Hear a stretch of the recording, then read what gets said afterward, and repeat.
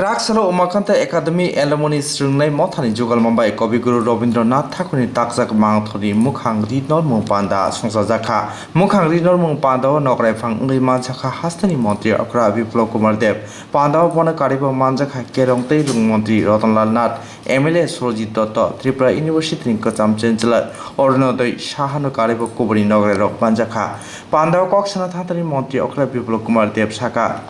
Je Thungrung Bodol Rock Hafangni Phano Tongpro Hasani Rungsrungni Bagai Bubagra Rock Samung Kaham Tangmano Gosilia Sipim Hapang Piaba Hasani BJP te IPF Tikasang Hapang Bubagrani Samung Kaham Tangmano Borom Rika Nei Shakabo Umakanta Alimony ni Lua Jimabai Rabindranath Thakurni Mukhangri Normung Pandanoti Lukurokni Kuthuma Mokol Khojaknai Ingkha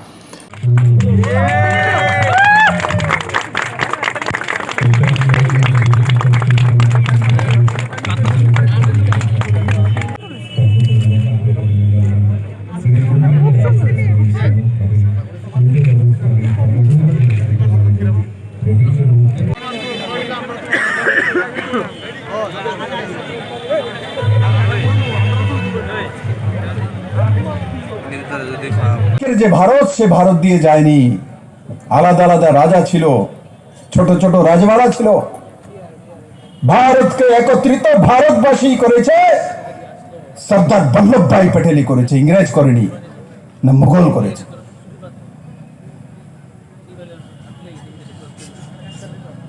আর সরদার বল্লভভাই প্যাটেলের বিচারধারা কি ছিল ভারতীয়ত্ব রাষ্ট্রভাব প্রখর রাষ্ট্রবাদী আর কাঞ্চন প্রভা দেবী পর্যন্ত সঁপে দিয়েছেন যে রাষ্ট্রবাদী ব্যক্তির কাছেই রাজ্য দেব এখানেও ত্রিপুরাকে পাকিস্তানে নেওয়ার জন্য ষড়যন্ত্র হয়েছিল কিন্তু কাঞ্চন প্রভা দেবী শিক্ষিতা মহারানী উনি জানতেন সঠিক ব্যক্তির হাতে ত্রিপুরাকে তুলে দিতে হবে আর সঠিক ব্যক্তির হাতে তুলে দিয়েছে যারা বেঠিক ব্যক্তি ছিল ভেঙেছে আজকে কাঞ্চন প্রভা দেবী যার হাতে তুলে দিয়েছে সেই মাটি থেকে যখন প্রধানমন্ত্রী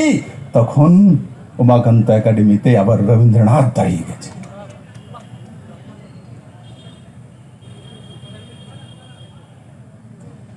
বন্ধু ইতিহাস থেকে শিখতে হয় ইতিহাসকে ভোলাও নয় আর ইতিহাস তৈরি করতে হয়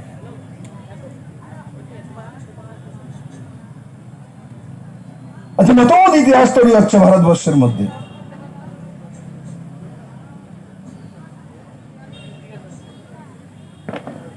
उत्तरप्रदेश इलेक्शन হয় ডেভেলপমেন্ট ইস্যু আজকে বিহারের ইলেকশন রেজাল্ট বের হচ্ছে ইলেকশনের ইস্যু কি ছিল ডেভেলপমেন্ট রোজগার কে বলছে জাতপাতের রাজনীতির জন্মদাতা লালু প্রসাদের ছেলে বলছে কল্পনা করা যেতে পারে যাদব মুসলিমের সমীকরণ করা পার্টি সে বলছে ডেভেলপমেন্ট উন্নয়ন করতে হবে কার ভাষা কার চিন্তন নরেন্দ্র ভাই মোদীর চিন্তন রাষ্ট্রবাদের চিন্তন আরে ত্রিপুরাতে ডেভেলপমেন্টের ইস্যুতে ইলেকশন হতে পারে কিন্তু বিহারে ডেভেলপমেন্টের ইস্যুতে ইলেকশন হবে আরে কে কল্পনা করেছিল কোন বিজ্ঞ ব্যক্তি কল্পনা করেছিল আজকে নরেন্দ্র ভাই মোদী সেই দিশাতে নিয়ে গেছেন যে যা পার্টিতে থাকো কিন্তু মন্ত্র একটাই মোদীর দিশাতেই চলতে হয় প্রত্যেককে সেই দিশাতেই মানুষের সামনে ভোট চাইতে হয় জনতা নির্ণয় করবে কে সঠিক কে বেঠি এখন আর জাত পাত পন্থ রাষ্ট্রবাদী মানসিকতা তার স্থান ভারতবর্ষে নেই ঝুট ফরেব তার সমাপ্তি হয়ে গেছে মিথ্যা বলে বিভ্রান্ত করে ত্রিপুরাতে আর রাজনীতি করা যাবে না যারা মিথ্যা বিভ্রান্ত করে রাজনীতি করে এরা রবীন্দ্রনাথের মূর্তি ভেঙেছিল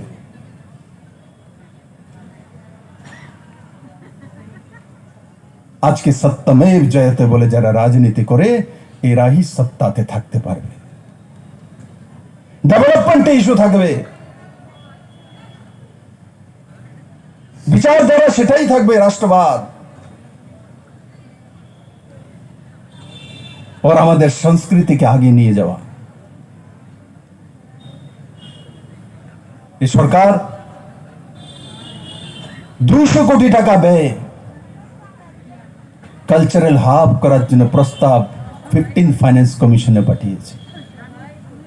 করোনার প্রকোপের কারণে যদি আর্থিক অবস্থা খারাপ না হতো তো এই পর্যন্ত স্যাংশন হয়ে চলে আসতো। তাদের ত্রিপুরাবাসীর কাছে, সাংস্কৃতিক প্রেমীদের কাছে কোথায় নিয়ে যেতে চাইছিলেন দেশকে? কার মূর্তি বসাতে চাইছিলেন ভেঙে? যদি মূর্তিরে বিশ্বাস না করেন তো অন্য মূর্তি কেন বসিয়েছেন? বিদেশি মূর্তি কেন বসিয়েছেন? আমার দেশের মাটির সর্বশ্রেষ্ঠ কবিকে আমরা ভাঙছেন। বিদেশি ভাবধারার মানসিকতা যারা লাখো কোটি মানুষের খুন করেছে তাদের মূর্তি বসিয়ে দেন। আরে কমসে কম এই সরকার আসার পর সমাজ পরিবর্তনের শুরু হয়েছে। মহাত্মা গান্ধীর পূজাও শুরু করেছে। আগে গিয়ে দেখবেন ভেতরে স্বামী বিবেকানন্দেরও পূজা করতে হবে আর তারপর বীর সাভারকরকেও করতে হবে।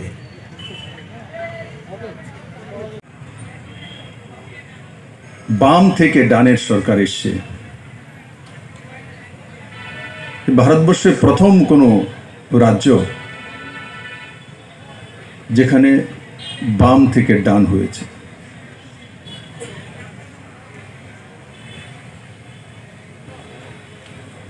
বিগত দীর্ঘদিন একটা বিশেষ বিচারধারা সরকারের সঙ্গে সঙ্গে এক সমাজ ব্যবস্থা এ রাজ্যে প্রতিষ্ঠিত হয়েছিল।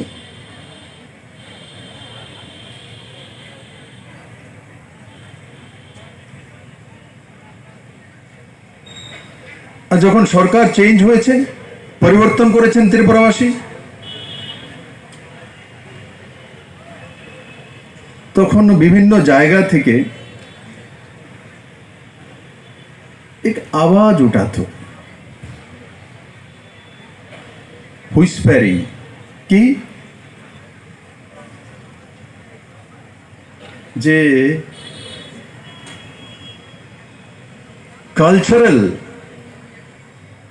বা সংস্কৃতিকে